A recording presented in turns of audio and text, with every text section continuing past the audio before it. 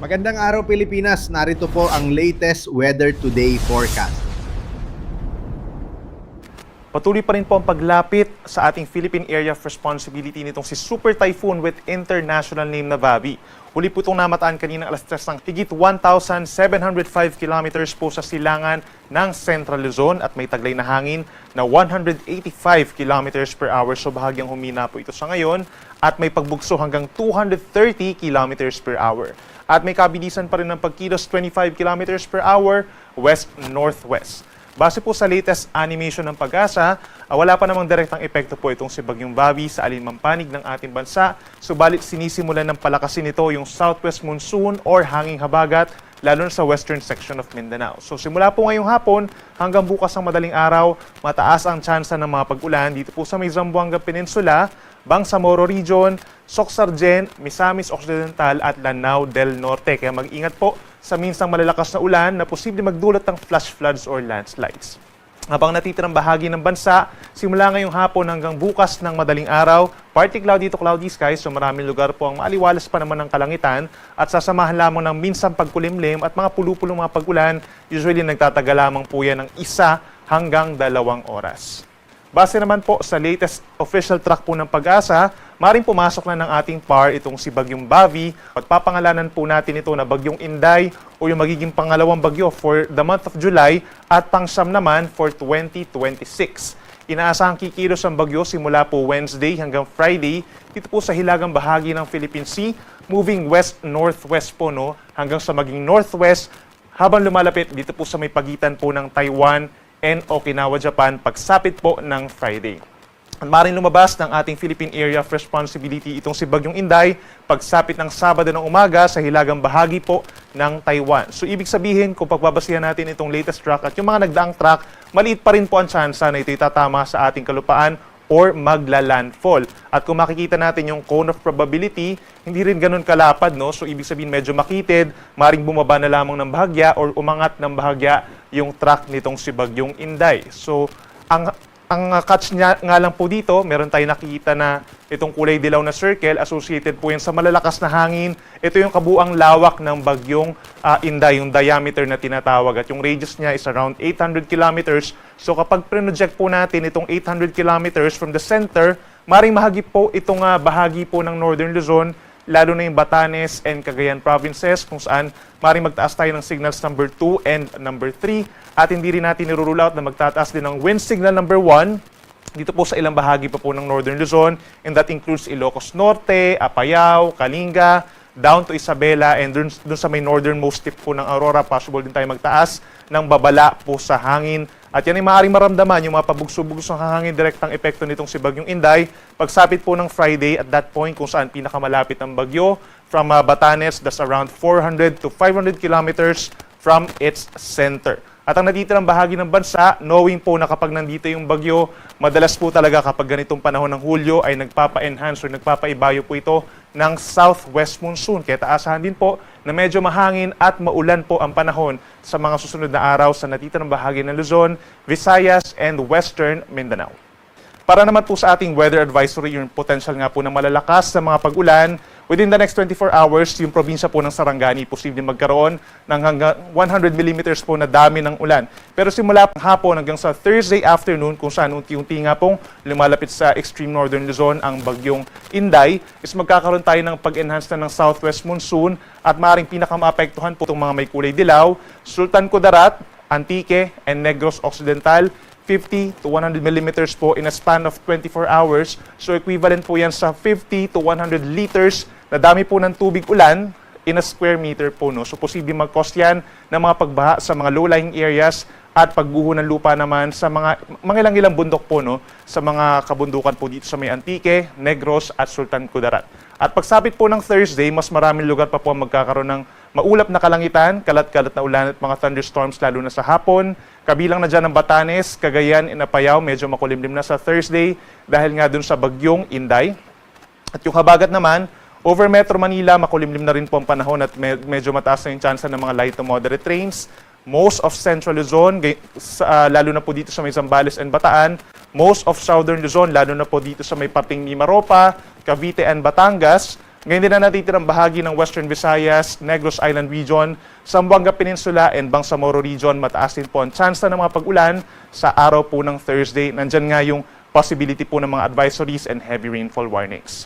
Pagsapit naman po ng Thursday afternoon hanggang Friday afternoon, ito yung time kung saan pinakamalapit yung sentro ng bagyo doon sa may extreme northern Luzon. Inuulit natin, nasa 400 to 500 millimeters away from the eye of the Typhoon Inday.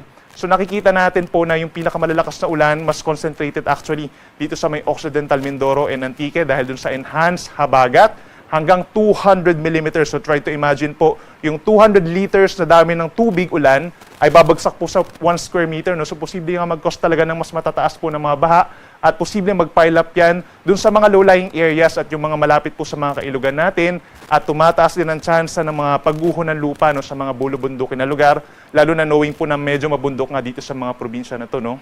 So try to coordinate po sa ating mga local government units kung kinakailangan ng rescue or evacuation.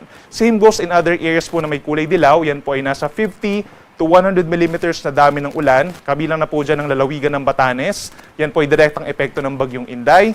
Other areas kagaya ng Zambales, Bataan, and Palawan, yan po ay dahil sa southwest monsoon or enhanced habagat. Gayun din sa may Iloilo, Guimaras, Negros Occidental, Negros Oriental, down to dun sa may Mindanao po sa may Lanao del Sur and Lanao del Norte. Kahit sabihin po natin na napakalayo po ng bagyo, ito'y posible pa rin mag-cause yung mga pag-ulan po dulot ng habagat ng mga pagbaha at pagguho ng lupa. At knowing po na konting baha lang dito or konting ulan lang dito sa may parting Mindanao, posible na agad mag-cause po ng mga flooding at saka po mga landslides. Samantala, sa natitirang bahagi po ng Luzon, kabilang ang Metro Manila, sa araw po ng Friday, asahan pa rin po yung mga light to moderate with the times heavy rains. So make sure na magbaon po ng payong sa ating mga papasok sa trabaho o sa eskwela.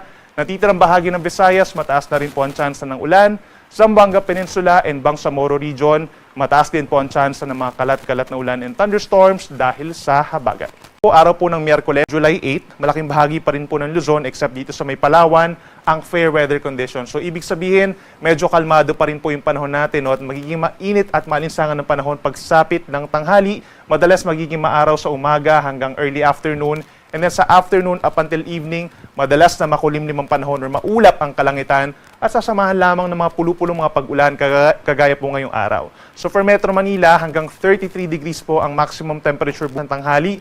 Sa may Tuguegarao, kung saan isang sa pinakamalapit po na probinsya dun sa sentro ng Bagyong Inday, hanggang 37 degrees pa po pwede pang magpatuyo po ng damit. And other areas kagaya dito sa may Baguio, 18 to 24 degrees Celsius. Sa ating mga kababayan po dito sa Palawan, kumukulimlim na po ng mas madalas, ganyan din sa may Western Visayas and Negros Island Region dahil sa unti-unting paglakas ng southwest monsoon na siyang ini-enhance nga po nitong si Bagyong Inday. So by more mga light to moderate rains, mas dumadalas po yan pagsapit po ng hapon hanggang gabi, kaya make sure na meron kayong baon na payong.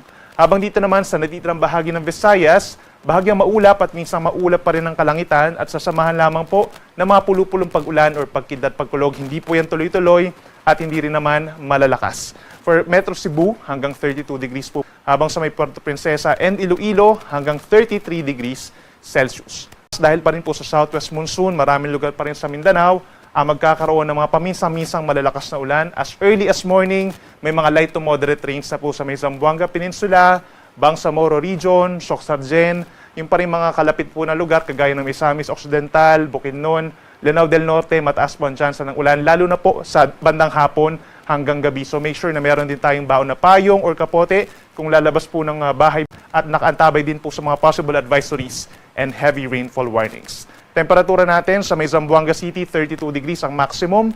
For Davao naman, 33 degrees Celsius.